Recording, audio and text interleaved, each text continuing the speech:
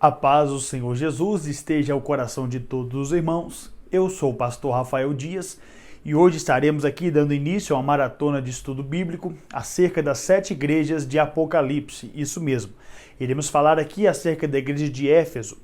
Iremos falar também da igreja de Esmirna. Iremos falar também da igreja de Tiatira, de Pérgamo, de Sardes, de Filadélfia e também a igreja de Laodiceia.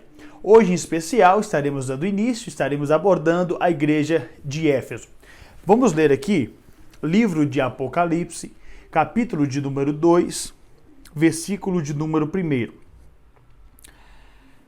Ao anjo da igreja em Éfeso, escreve: assim declara aquele que tem as 7 estrelas na mão direita e anda no meio dos 7 candelabros de ouro.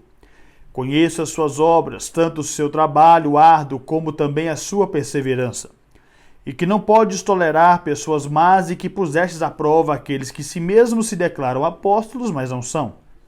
E descobristes que eles são impostores. Versículo 3. Tens perseverado e suportado os sofrimentos de toda espécie por causa do meu nome, e não te deixaste desfalecer. Entretanto, tenho contra ti o fato de que abandonaste o teu primeiro amor. Recorda-te, pois, de onde caíste, e arrependa-te. E volta à prática das primeiras obras, portanto, se não se arrependeres, em breve virei contra ti, e tirarei o teu candelabro do seu lugar. Tens, contudo, ao teu favor, que odeia as práticas dos nicolaítas, as quais eu também as odeio. Quem tem ouvidos, ouça o que o Espírito diz às igrejas. Ao vencedor darei o direito de comer da árvore da vida que está no meio do paraíso de Deus. Meus irmãos, esse livro de Apocalipse vai retratar aí o cumprimento, o desfecho final da história da raça humana, em especial a carta que João está escrevendo, o escritor do livro de João. O escritor do livro é João. O escritor do livro de Apocalipse é o apóstolo João. Ele está agora sendo exilado na ilha de Pátimo por causa do evangelho, por causa da pregação do evangelho, pela sua fidelidade ao Senhor. E o mesmo agora se encontra numa situação onde ele recebe uma visão. E essa visão é onde ele tem agora, ele recebe essas diretrizes, essa ordenança da parte do Senhor para endereçar 7 cartas às 7 igrejas da Ásia. Vamos entender um pouquinho a história dessa igreja, a igreja de Efésios. Voltando aí uns anos atrás, alguns livros, nós vamos ver ali o seu nascimento, quando o apóstolo Paulo vai pregar aquela igreja em uma de suas viagens missionárias. O apóstolo Paulo está pregando. Uma certa feita, ele passa na cidade de Éfeso e prega aos irmãos. Ele passa, fica alguns meses ali, e ele se ausenta daquela cidade, e numa segunda oportunidade ele volta. Só que a cidade de Éfeso, meu irmão, ela era, melhor dizendo, a capital da província romana na Ásia Menor. Assim também como Antioquia era a capital também da província romana na Síria. Assim também como tinha Alexandria, que era a capital da província romana na Grécia. Então Éfeso era uma grande metrópole da época. Era, vamos dizer assim, a capital da Ásia Menor. Então, quando Paulo prega aquela cidade, por sinal uma cidade muito idólatra, onde era cultuado ali a divindade, a deusa Diana, e também a cidade de Éfeso, meu irmão, tinha um grande monumento, que era conhecido aí também com, vamos dizer assim, um anfiteatro, que era o local onde o povo se reunia para poder ali prestar culto a Diana, e também era um local onde eles exerciam uma certa espécie de Jogos Olímpicos, como nos dias de hoje. E nesse anfiteatro cabia cerca de 25 mil pessoas. Então, quando o apóstolo Paulo ele está pregando aos irmãos de Éfeso, ele vê uma grande oportunidade. Oportunidade essa de poder pregar para aproximadamente 25 mil pessoas em uma única vez. Isso era um fato inédito no ministério do apóstolo Paulo, Então a carta que João está escrevendo à igreja de Éfeso é essa mesma igreja que o apóstolo Paulo um dia pregou, ganhou almas naquela igreja, naquela cidade. A cidade foi ganhando uma proporção espiritual muito grande. Então ali, o centro da economia de Efésios, o centro da economia de Éfeso girava em torno do paganismo, da idolatria, principalmente a divindade que era prestada ali à deusa Diana. Então a economia girava nisso mesmo, onde os homens faziam ali imagens de escultura, imagens de barro, de prata, que era voltada a esse paganismo que girava o comércio, ou seja, que movimentava esse comércio em Éfeso. Então quando Paulo chega em Éfeso, que ele vai pregar o evangelho, Paulo se depara com essa dificuldade. Só que Paulo, cheio da autoridade do Espírito Santo, ele começa a pregar. E vidas começam a ser alcançadas pelo poder da palavra de Deus. E no momento e na medida que o evangelho estava sendo pregado, pessoas que cultuavam a divindade da deusa Diana começou a abandonar as suas práticas. Então isso afetou diretamente a economia de Éfeso. Isso mesmo. Afetou a economia de Éfeso, Éfeso que era a capital da província romana na Ásia. Era um centro urbano de aproximadamente 200 mil pessoas. A grosso modo, se formos analisar a quantidade de habitantes que possuía a cidade de Éfeso, comparado com uma metrópole hoje de uma grande cidade, referência, com 200 mil pessoas, se fosse comparar aos moldes de hoje, pelo avanço de hoje, ela seria considerada uma cidade pequena. Mas quando dizemos que aos moldes do mundo antigo, como comportava as cidades naquela época, pela sua estrutura em si, pode-se dizer que era considerada como uma grande metrópole do dia de hoje, ou uma capital aí, seja ela Belo Horizonte, seja ela aí Curitiba, grandes metrópoles. Então, Éfeso era uma grande metrópole. Então, quando Paulo está pregando, pessoas estão abandonando a prática da idolatria. Pessoas estão abandonando ali a prática do ocultismo, está abandonando a prática do paganismo. Então, o comércio que girava em torno dessa divindade, deusa Diana, pessoas faziam imagem de escultura, o que movimentava a cidade era justamente o fato dele ser uma cidade muito religiosa, mas voltada para o paganismo. Nós compreendemos que aquela cidade, a economia dela começou a vir, a abaixar, a diminuir conforme o evangelho ia ganhando a proporção. E Paulo decide então ficar aproximadamente 3 anos naquela cidade. Nós vamos ver relatado isso no livro de Atos, do capítulo 18, 19 e 20. Vamos ver ali um pouquinho da trajetória do apóstolo Paulo na igreja de Éfeso. E entendendo isso, o evangelho vai sendo pregado. Só que imagine só o que é você ter sobre a sua liderança um dos maiores missionários que a igreja já possuiu, que é o apóstolo Paulo. Então Paulo doutrinou muito bem aquela igreja. Paulo ensinou ali os caminhos, ensinou o embasamento da fé para aquele povo, doutrinou aquela igreja. Só que chegou um certo ponto que os irmãos ficou tão acostumados de ter o apóstolo Paulo sobre a sua liderança, que agora convém que o apóstolo Paulo ele precisa se ausentar de Éfeso e ele decide agora descer até a cidade de Roma. Então ele vai encontrar com alguns presbíteros da cidade de Éfeso e vai fazer um discurso. E o discurso que o apóstolo Paulo vai fazer para os irmãos de Efésios não é um discurso, quem sabe, dizendo que iria voltar àquela cidade. Não era assim um discurso que por muitas das vezes seria bem aceito de pronto por aqueles homens, porque eles tinham um apego muito grande pela vida do apóstolo Paulo. Só que a Bíblia Sagrada vai dizer que Paulo vai fazer um discurso num tom de despedida, mas também um discurso profético, porque Paulo está dizendo que não saberia se veria eles de novo. Só que antes de Paulo se ausentar daquela reunião ou daquele encontro com os presbíteros de Éfeso, a Bíblia vai dizer que ele vai afirmar dizendo: irmãos, convém-me descer a Roma. Eu não sei o que vai me sobrevir quando eu descer a Roma, mas eu peço a vocês que instrua o povo de Éfeso a permanecer na verdade, a se afastar da impureza, a manter-se íntegro na fé no nosso Senhor e Salvador Jesus Cristo de Nazaré. Só que agora Paulo também vai alertar aqueles homens, tomem muito cuidado pelos lobos vorazes que não poupará o rebanho de Deus. Paulo já está tendo uma visão profética do que aconteceria alguns anos depois.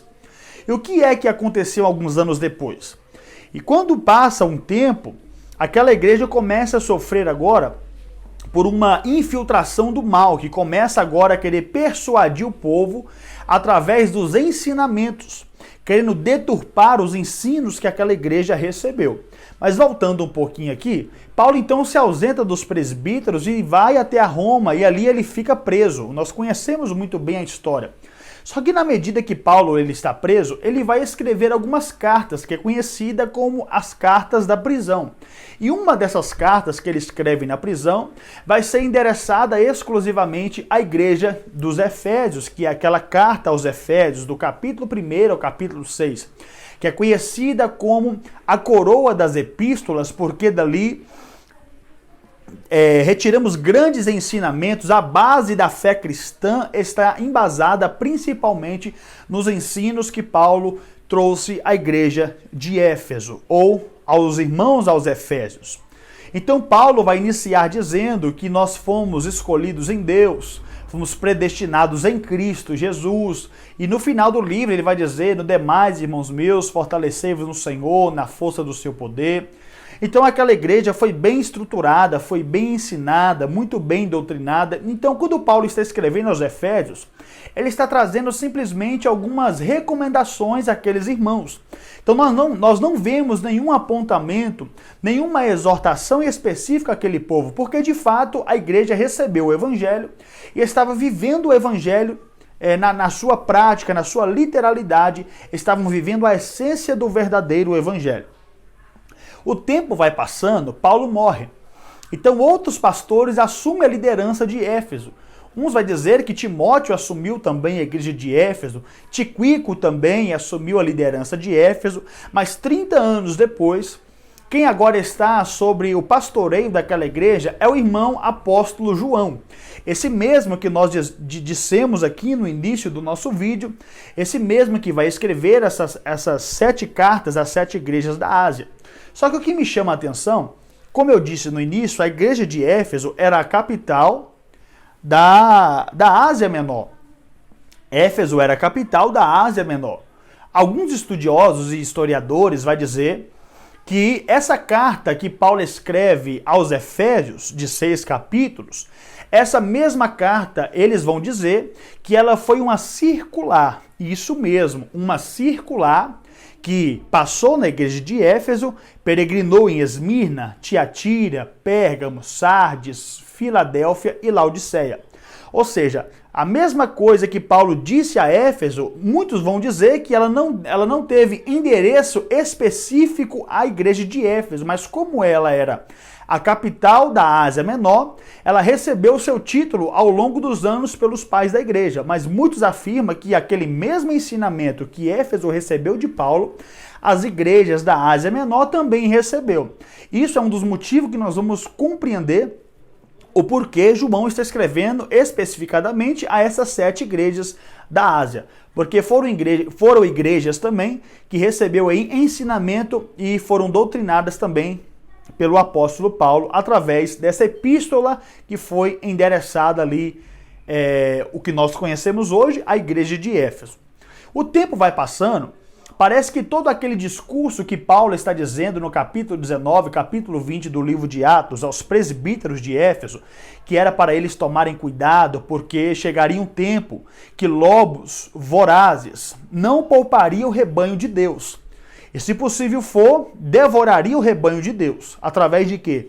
Dos falsos ensinamentos, das falsas doutrinas. Queriam persuadir o povo através de falsas doutrinas e de falsos ensinamentos. E o tempo vai passando e vai levantar um grupo na igreja de Éfeso. Esse grupo, que são conhecidos como os gnósticos, que é um grupo que vai dizer que não acredita que Cristo ressuscitou em carne. Porque se a natureza humana é pecaminosa e Deus, sendo santo, ele não poderia habitar em um corpo ou em uma matéria pecaminosa. Então, eles refutavam que Cristo havia ressuscitado em carne e que se ele de fato veio em carne, não veio literalmente em carne. Então aquilo começou ali, essa questão começou a ser levantada na igreja de Éfeso. Só que o que me chama a atenção é que o tempo foi passando e 30 anos depois, aquela igreja manteve o seu posicionamento diante de Deus. Elas não abriu mão dos ensinos que elas recebeu 30 anos antes. Porque é uma igreja que cresceu, mas cresceu enraizada na palavra, enraizada nos ensinamentos do Senhor.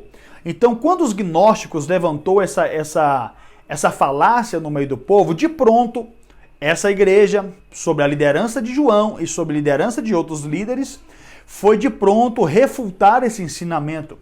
E a Bíblia vai dizer, na carta que João está escrevendo ao livro de... A carta que João está escrevendo à igreja de Éfeso, no livro de Apocalipse, perceba que essa igreja começa a receber alguns elogios da parte do Senhor. Olha o que vai dizer. Conheça as suas obras, o teu amor, a tua fé, o teu ministério e a tua perseverança. Sei bem como está servindo, muito mais agora do que no princípio. No entanto, de fato... Não, me perdoe aqui, irmãos, eu pulei aqui. Olha o que vai dizer.